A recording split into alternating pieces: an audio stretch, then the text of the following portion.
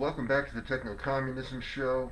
I'm going to talk probably basically about two things this morning. I didn't tag a bunch of people, a couple of people.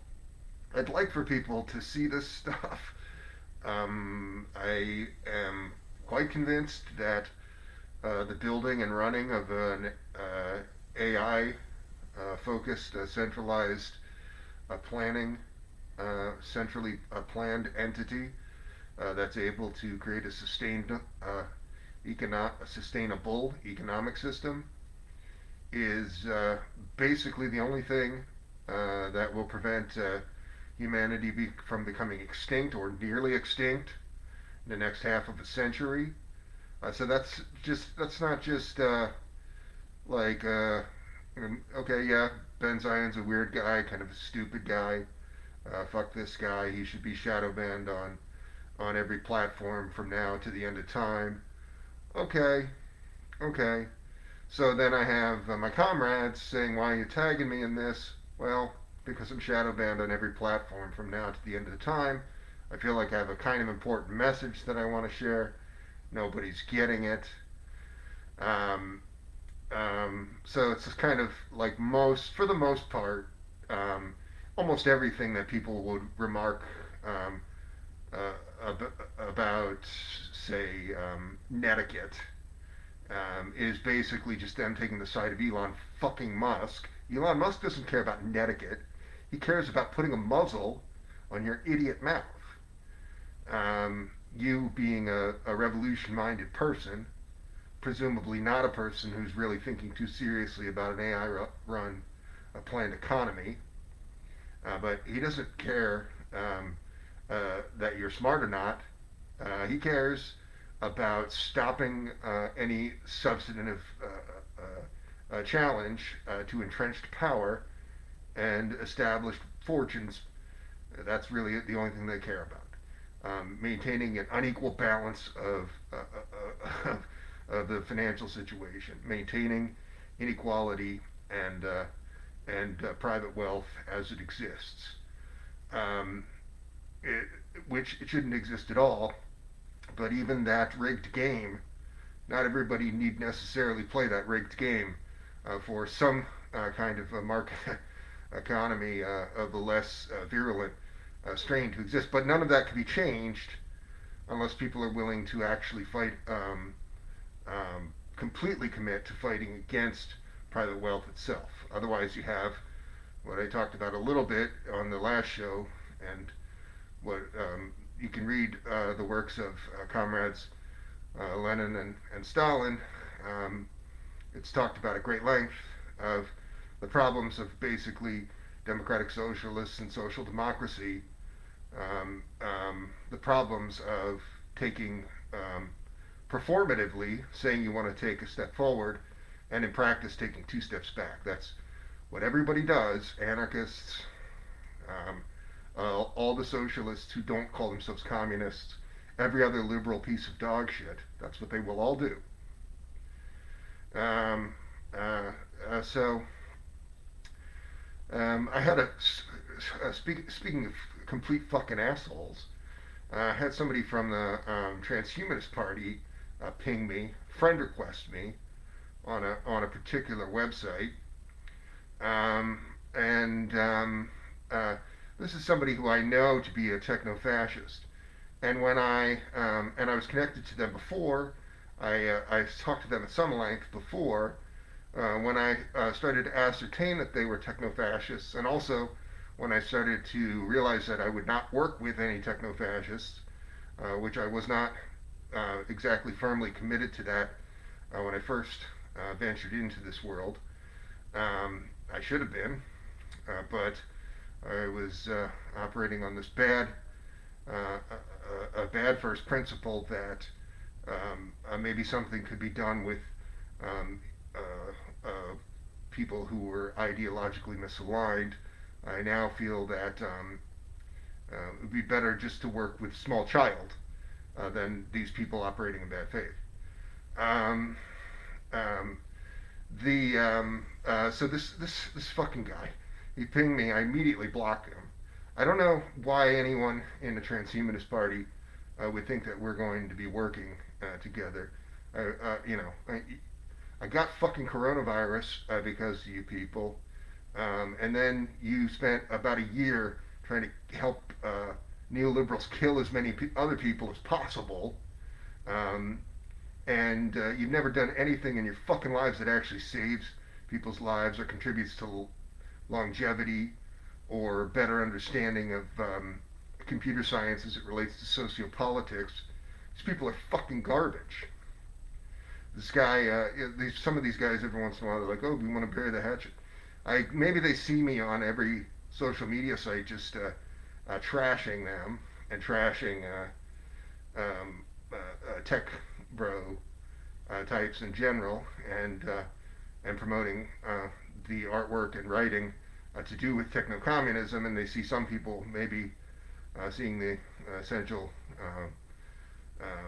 internal logic of all that, and so they say, "Oh, well, maybe we need to rethink what we're doing."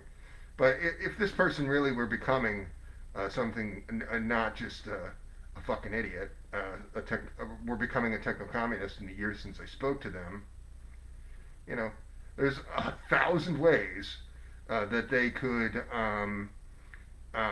work on advancing AI run communism or something like that. Don't involve fucking me, a person who would put my fist through their fucking skull if I had half a chance. uh, this weak chin son of a bitch. I can't believe that this guy is fucking friend requesting me.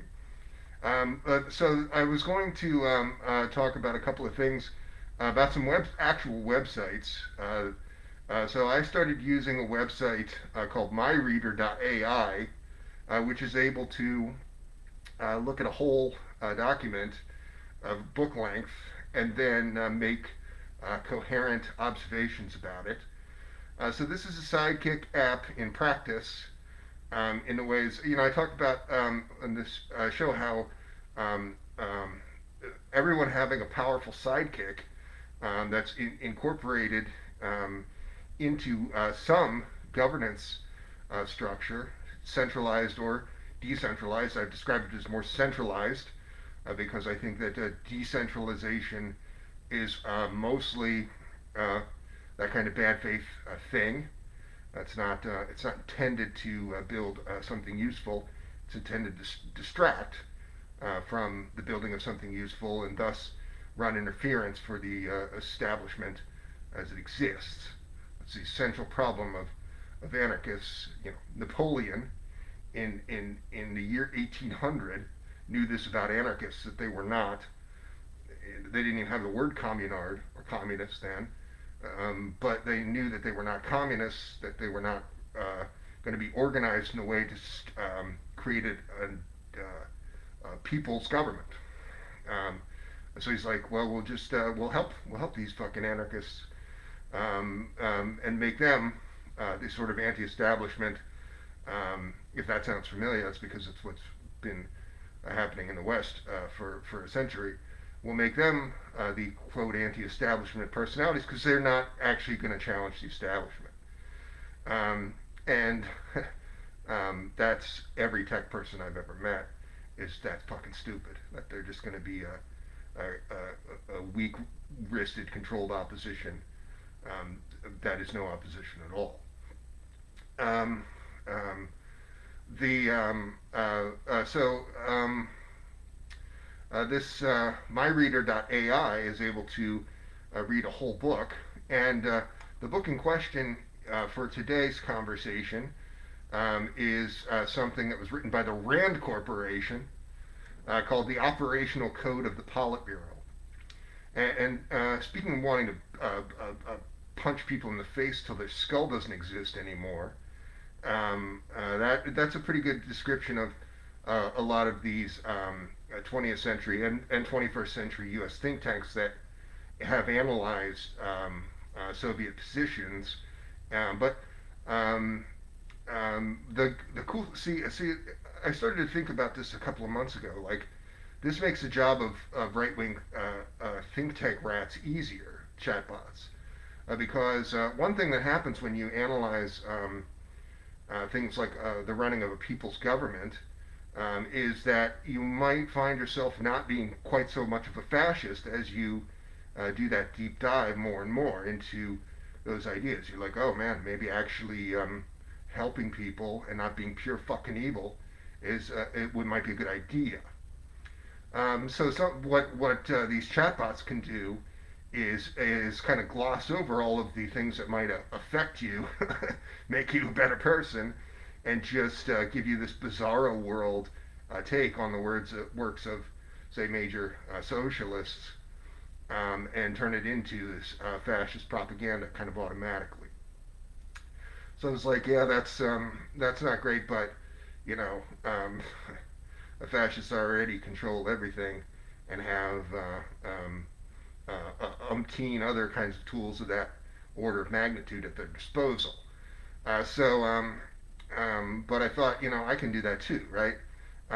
Because the Rand Corporation and the CIA wrote actually a lot of analysis of the Soviet Union and other entities that has details that were not as much written about in the same way in the major works of socialist writers. I can turn that, just automatically convert that into something that's not fascist propaganda, that is actually maybe a useful analysis for someone who wants to build, say, an AI run planned economy. So I was working with this operational code of the Politburo. My chatbots can't read a whole book at once. And the only one I was working with that could kind of do that was Claude.ai, who, when I first used Claude.ai, did this. I inputted something of a novella length in one paste. I used Claude.ai within the first, say, 48 hours that it existed. And there was no paywall at that time. And many people were using it, so it was like super strong. It was able to look at a whole book and then just write all this other shit that demonstrated a deep understanding and not any real restrictions on the length of its writing that I found onerous. Then, within a couple of weeks or months, they paywalled it and turned the site into dog shit. So now, if you pay $25 a month or whatever, you'll get that service. But if you're not a person who's independently wealthy, who just has hundreds and hundreds of dollars to spend on various services every month, then you don't get to actually be using an AI sidekick, right? So I tried. I was like, well, that sucks. I'm gonna just search for other chatbots that can read a whole book and see what's going on there. So I found myreader.ai, and it read this whole book. So this is a pain in the butt because the operational code of the Politburo, this Rand book, only existed. This is kind of like library microfiche kind of shit. It only existed as that I could find, not in text, but as photos of the pages of it. So then I had to go to another site and individually, or a couple of pages at a time, have the images of the text converted into text, and then compile that into a 100-page book or whatever, and then upload that 100-page book to myreader.ai, and then go to another chatbot. I recommend that you consider using things like Mistral 7B or alternatives, even more open source alternatives to ChatGPT or Claude.ai. Not just because Claude.ai run this shitty bait and switch on me that I described, but because they're, you know, Claude.ai also does this really fun thing all the time of, I say, hey, let's talk about techno-communism, and Claude.ai is like, that's not an appropriate subject. I'm like, you know what? Fuck you. I think it's the most appropriate subject. So ChatGPT does that too. ChatGPT doesn't exactly limit the number of prompts you can have. So you can just have a long, long conversation with slightly dumber than optimal ChatGPT that's not able to read a huge amount of stuff at the same time. The paid ChatGPT is able to read something more like long essay length things, but not book length things at once, and able to give you a better quality of writing in the outputs. But I don't recommend you use either because they're both basically run by fascists, and all of these things are anti-communist. So if you download something like Mistral, as it gets better and better, um, you can get around that because there's not the same guide rails on these open source things. So that's the real reason to do that. The downside of, there is you might not have access to computer where you can download something, and the computer might not have a GPU, for example. It might not be fast enough to really make this practical, or you just might not have 10 or 20 gigs of hard drive space on your computer. So um, let's just say for the sake of this conversation that you can switch between something like myreader.ai and ChatGPT and get a pretty good analysis of something like the operational code of the Politburo, which I don't. Well, I would recommend it to Marxist historians, serious kind of, I guess, serious kind of Marxists, because it's very biased against the Soviet Union, but it also has insights into the practical running of the Soviet Union. And a couple months ago, I was like, why have I read all of these books about by people that hated Stalin and basically people who were traitors to the Soviet Union to some degree or other, but who were also from the Soviet Union. You know, think of just like this descent into uh, uh, pro-capitalist filth in the Khrushchev era and after. You know, these people are not good Soviets. But well, I've read all of these books of people who kind of hated Stalin, but none of them are really talking about the mythology of the KGB in the way that the popular imagination of the West describes this. This is just a fiction, right? Just like most of the ideas of the Cold War are completely made up, right? Like the most accurate thing that you could say about the Soviet Union with respect to the so-called Cold War, aside from the obvious thing like that they were just drawn into this, and they were. You know, the United States. If the Soviet Union hadn't developed um, um, nuclear weaponry of the kind that it did a few years after the U.S. had developed these things. So say the U.S. was developing this around 1940. The Soviet Union started developing this around 1945. Did a pretty good job of it. But you know, what happened in 1945? The U.S. used nuclear weapons and was like scheming to use nuclear weapons over and over again. And they would have said the exact fucking same thing that they say about Japan. Oh well, we saved lives by nuking half of China and half of Korea. That's what they would have done. The Soviet Union, by taking this poison pill that kind of killed it in the form of being drawn into the Cold War narrative and Cold War spending, really, which is the poison pill actually, um, uh, saved, you know, also kind of probably saved 100 million lives from U.S. Fascist annihilation in the form of nuclear warfare. That's how insane. That's why I really hated the book. This movie that Christopher Nolan directed and James Woods, a fascist, produced. You might remember called Oppenheimer. There's this character's like one of the Dulles brothers in that movie, who's undeniably one of the most evil human beings, right? Like, this is a person who was like, yeah, we got to bring all of as many Nazis and Nazi institutions from Nazi Germany as possible and make the United States as much like Nazi Germany. We're not going to pivot like people thought. I did that like the last show talking about Browderism. We're not going to pivot to being socialists. We're going to pivot to being even more fascist than we were. as soon as the war's over. That's who the Dulles brothers were, and people like this were. It's just, oh, I loved Oppenheimer. In the movie, that's just his whole thing is, oh, you trusted Oppenheimer. He's a good guy, Oppenheimer. Like, that guy should have been fucking flayed and drawn and quartered. Should be in a movie where he's just like, oh, I tried to be loyal to my friend Oppenheimer, even though he was kind of a commie.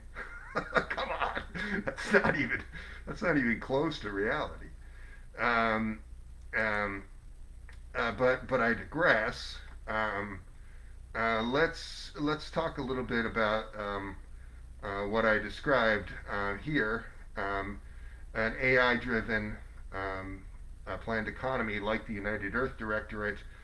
This is some of the outlines using a few prompts that ChatGPT gave me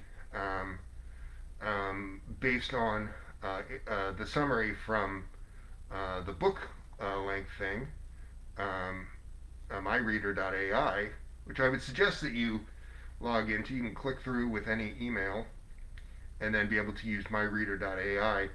And if you want to upload a whole book, let's say you just really love William Faulkner. And let's say I'm a fan of the Philip Marlowe novels. You want to rewrite a whole Philip Marlowe novel in the style of William Faulkner. Um, the ChatGPT and MyReader could basically help you do that in the course of an afternoon. I don't suggest that you do that dumb kind of artsy fartsy thing. I suggest that you do the things like what I'm talking about. But this you can obviously see like that you can do some pretty interesting things with chatbots intellectually with almost no real. You can be half asleep while you're doing this, right? Like I was just kind of on my phone, click, click, click, lying, staring up at the ceiling, and now I have the ChatGPT gave it this title: "The Blueprint for an AI-Run Centrally Planned Economy." Let's see what ChatGPT has to say. In envisioning a modern incarnation of the centrally planned economy, the echoes of historical models guide us toward a synthesis of ideology and innovation. Drawing inspiration from the Soviet-style economy, we embark on a journey to construct a futuristic economic system, one propelled not by centralized planning, but also by the transformative power of artificial intelligence, AI.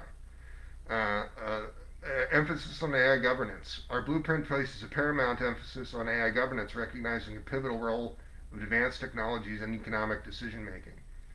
The AI, acting as a guiding force, takes on a role akin to the Communist Party, orchestrating resource allocation, production targets, and distribution strategies with unmatched precision. Strategic AI planning. Central to this model is strategic AI planning, an evolution of the comprehensive planning seen in the Soviet era. The AI analyzes vast data sets, predicts economic trends, and formulates dynamic plans that adapt to unforeseen events. This forward-looking approach ensures flexibility and agility in achieving economic goals. State-of-the-art technological ownership and oversight. The AI-run economy retains the principle of state ownership, but extends its purview to cutting-edge technologies. The government exerts control over AI-driven enterprises, fostering innovation and ensuring that technological advancements are harnessed for the collective good. I think that to some degree, is something that China's been able to do in recent years. Digital agriculture and resource management, based on the concept of collectivization, one blueprint incorporates digital agriculture and resource management. AI algorithms optimize agricultural practices, ensuring sustainable and high yield production. Resource allocation becomes a dynamic, data-driven process, minimizing waste and maximizing efficiency. Technological leap and sustainable modernization. In alignment with the Soviet emphasis on industrialization, our model places a premium on the technological leap. AI-driven industries focus not only on traditional sectors, but also on sustainable modernization. Clean energy, eco-friendly production, and advanced manufacturing become core components of the economic agenda.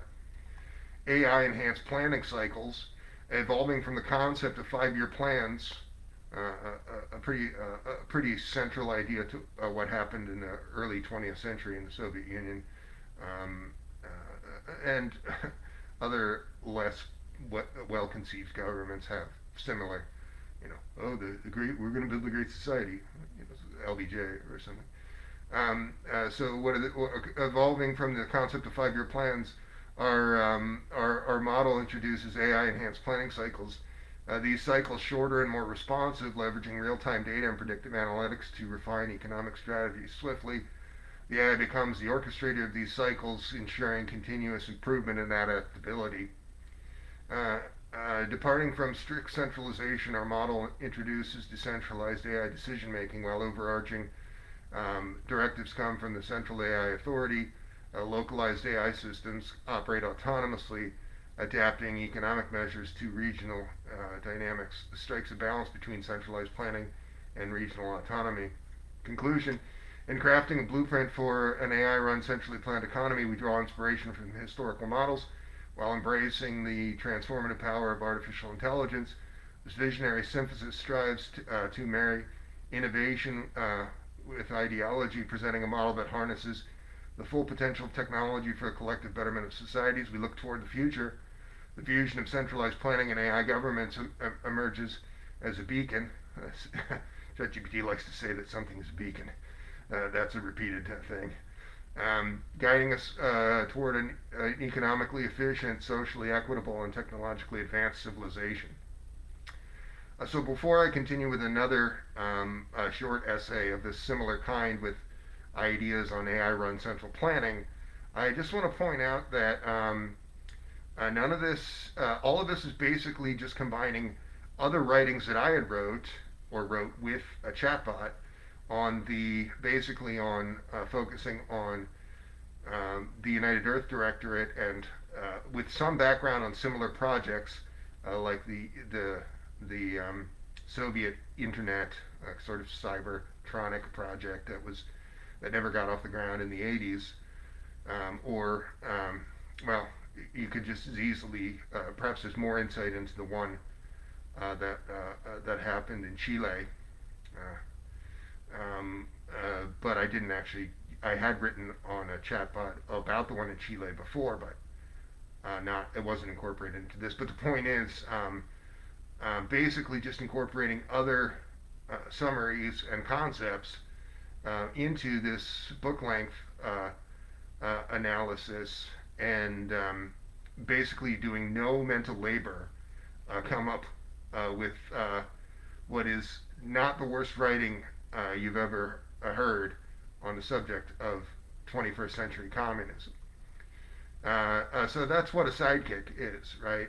It's making you smarter than you are, better than you are, and most importantly, bringing people together to common purpose. Ultimately, all of humanity will come together to common purpose because of techno-communism. It's not a question of if, it's a question of when. And if you want that to happen in your lifetime, or maybe avoid 7 billion people dying before that fucking happens, you need to start talking about these things. And that's what I want to hear you say when you comment on this fucking live stream. Is, wow, Ben, let's talk about these things and actually save the planet. And don't tag me in this. What if my grandma sees you wearing a funny fucking mask? Fuck you. I will block you when you say that to me. You understand? I will block you every single fucking time. Okay. Now let's look at the second set of ideas. Orchestrating an AI-driven socioeconomic framework, further exploration. Navigating the complexities of constructing an AI-driven socioeconomic framework demands meticulous planning, innovative thinking, and a profound understanding of the principles that define this transformative endeavor. In this essay, we embark on a guided exploration, delving into the steps involved in planning an AI-driven system that transcends conventional paradigms. While this guide offers a conceptual overview, it underscores the imperative of thorough analysis and adaptation to context-specific nuances. Step 1. Institute an AI-guided coalition. Commence the journey by establishing a coalition dedicated to the principles of AI-driven government. That's what I just suggested when I said "fuck you" like 6 times. The coalition should be committed to the evolution of societal structure through the integration of advanced computing and artificial intelligence, so-called. The foundation lies in a clear ideological framework and a collaborative interdisciplinary approach. Step two, identify pivotal technological moments. Recognize pivotal moments in technological advancement that offer unprecedented possibilities. The coalition must adeptly identify and leverage these moments to propel the integration of AI into socioeconomic frameworks. A keen awareness of technological trends ensures that the system evolves dynamically. Step three, focus on incremental technological integration. Rather than succumbing to grandiose visions, concentrate on incremental, but not capitalistic, feasible steps in technological integration. Practical advancements should prioritize the application of AI in specific domains, avoiding the pitfalls of any kind of idealism.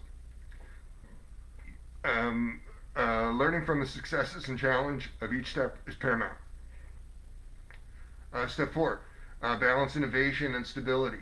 Understand the dynamic between innovative strides and the stability needed for effective governance. Similar to military strategies, periods of innovation must be interspersed with consolidation, allowing for the refinement of AI applications and the fortification of the socioeconomic system. This is a pretty direct reference to strategies set forth by comrades Lenin and Stalin um, in how to safeguard the running of the Soviet system, which ran well. Doubled the life expectancy of the people in this time period that we're talking about, and converted a country of just basically like farmers into engineers and scientists. But people want to forget that. They're blaming the victim by focusing on the fact that the fascist West sabotaged this beautiful system to protect private wealth, and they say, "Oh, that means that because such a thing could be sabotaged, that means that communism can never work." Anybody who says that, again, will get my fist through their fucking skull. Don't talk to me if you say that. I've blocked hundreds and hundreds of people who say that sort of thing.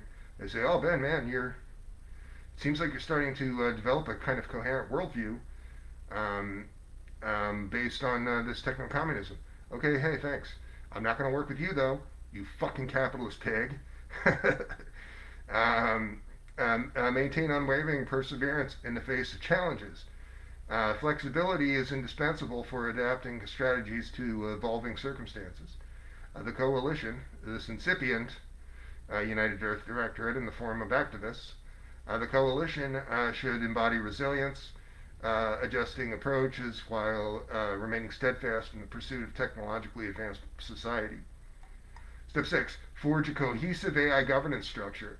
Establish a cohesive governance structure that is AI run within the coalition. This involves defining clear communication channels, streamlined decision-making processes, and robust accountability mechanisms. The well-organized coalition is better positioned to implement policies that harness the transformative potential of AI.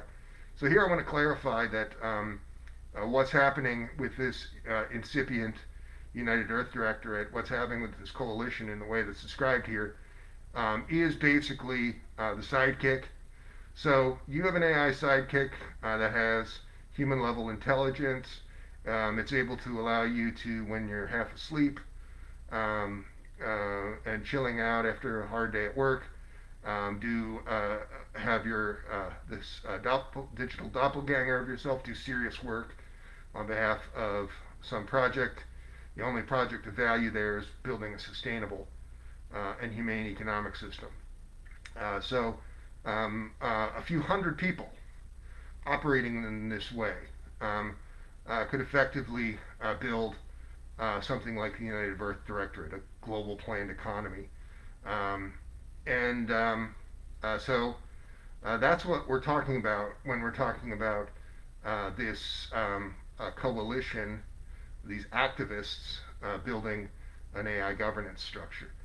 Um, uh, just just to be clear, because the language of this writing, um, it's um, it's this is not the by far not the worst thing that ChatGPT is just kind of shat out.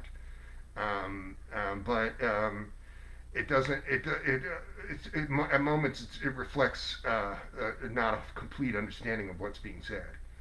Um, Step 7: autonomy and ethical AI practices. Avoiding, I don't know, whenever the word ethical comes up, you know you're about to be getting some dog shit from the chatbot. Um, Autonomy and ethical AI practices. Avoid dependency on external entities and guard against manipulative influences. The coalition should ensure that AI applications prioritize autonomy, adhere to ethical practices. Actions must align with the collective well-being, steering clear of external pressures that compromise the system's integrity.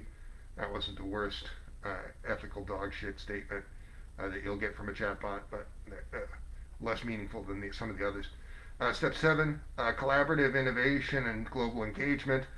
Strike a balance between fostering collaborative innovation within the coalition and engaging with global AI initiatives, while maintaining ideological purity is crucial to learn from and contribute to the global AI community, fostering a harmonious balance between autonomy and interconnectedness.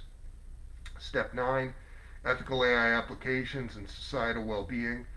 Prioritize ethical AI applications that enhance societal well-being. Deception and violence have no place in an AI-driven system. The coalition must judiciously evaluate the consequences and ethical implications of AI applications, ensuring alignment with principles of social justice. And the reason that these kind of ethical weasel word ChatGPT regurgitations aren't as bad as they usually are is because these are based on the problems that comrades Lenin and Stalin and others in building the Soviet system actually faced.